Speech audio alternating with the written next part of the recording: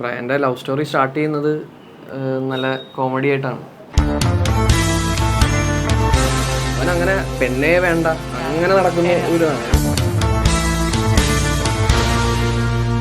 പെൺകുട്ടിയോട് കാണുന്നത് സംസാരിക്കുന്ന പോലെ ഞങ്ങളാണ്. ബോത്ത് പോലും നോക്കില്ല.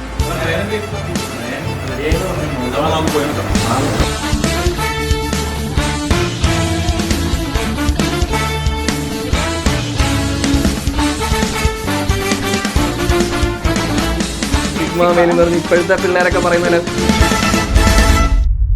പിന്നെ സിഗ്മ എന്ന് വിളിക്കാം, പക്ഷെ ഒറ്റ നിമിഷം കൊണ്ട് അലിഞ്ഞു പോയൊരു സിഗ്മയാണ് ഇത്. ബിയോ എന്നെ ഫസ്റ്റ് ടൈം കണ്ടപ്പോൾ എന്താ തോന്നിയേ? ഫസ്റ്റ് ടൈം കണ്ടപ്പോൾ അന്ന് എനിക്കൊരു സാധാരണ പെൺകുട്ടി എന്നുള്ള രീതിയിലാണ് എൻ്റെ മനസ്സിൽ പതിഞ്ഞത്. അളിയന് കണ്ടപ്പോൾ തന്നെ ഒരു ഇത് തോന്നിയായിരുന്നു. അളിയൻ പറഞ്ഞത് ഇത് കണ്ടപ്പോൾ തന്നെ മലയാളിയാന്ന് തോന്നി. സാധാരണ പെൺകുട്ടി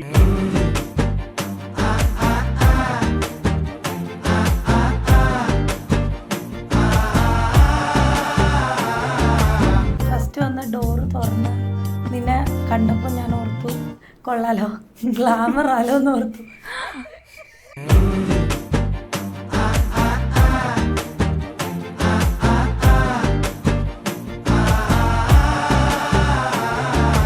എൻ്റെ അടുത്ത് ഫുള്ള് സംസാരിച്ചതെല്ലാം ഭയങ്കര ഡീസൻ്റ് ആയിട്ടായിരുന്നു. ലൈക്ക് ഫ്ലേർട്ട് ചെയ്യോ അങ്ങനെയൊന്നും അല്ലായിരുന്നു. അളിയൻ ചുറ്റി കറക്കി ഒരു 3-3.5 മണിക്കൂർ എടുത്ത് കൺട്രി സൈഡ് കൂടി അവിടെ എത്തി. നീ സംസാരിക്കുമ്പോഴും ആക്ച്വലി ഞാൻ നീ സംസാരിക്കുന്ന കാര്യങ്ങൾ ശ്രദ്ധിക്കുന്നതിനേക്കാളും കൂടുതൽ ഞാൻ നിൻ്റെ മുഖത്തേക്ക് നോക്കുന്നതാണ്. ഞാൻ ആ മൊമെൻ്റ് എൻജോയ് ചെയ്യായിരുന്നു ശരിക്കും പറഞ്ഞു.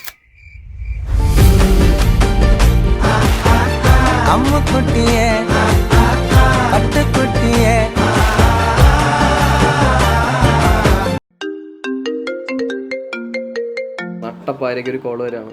അളിയാ സംസാരിക്കാനായിട്ട് പറഞ്ഞു. എനിക്ക് പ്രണയം കിട്ടിയത്. അപ്പം ഞാൻ ഷോക്കായി പോയി.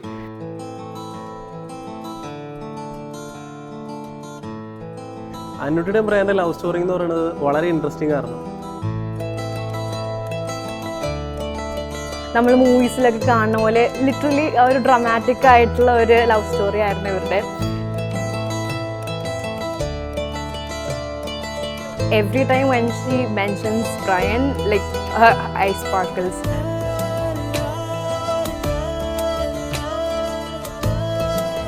അവരുടെ സ്റ്റോറി ഇപ്പോൾ എല്ലാവർക്കും അറിയാവുന്ന പോലെ അവർ ഒരു റൈഡ് ഷെയറിങ് ആപ്പിലൂടെയാണ് പരിചയപ്പെട്ടത്.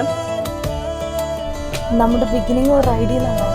ഇന്ന് നമ്മുടെ വെഡിങ് ഡേ അല്ലേ, ഇന്നും ഒരു റൈഡ് ബുക്ക് ചെയ്ത് അതിൽ പോകാമെന്ന്.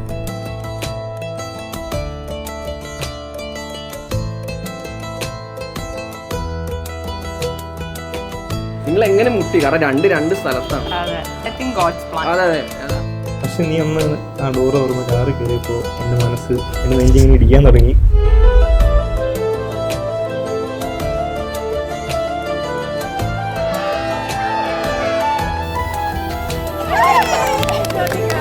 ഇവരാണ് മെയ്ഡ് ഫോർ ഈച്ച് അതർ.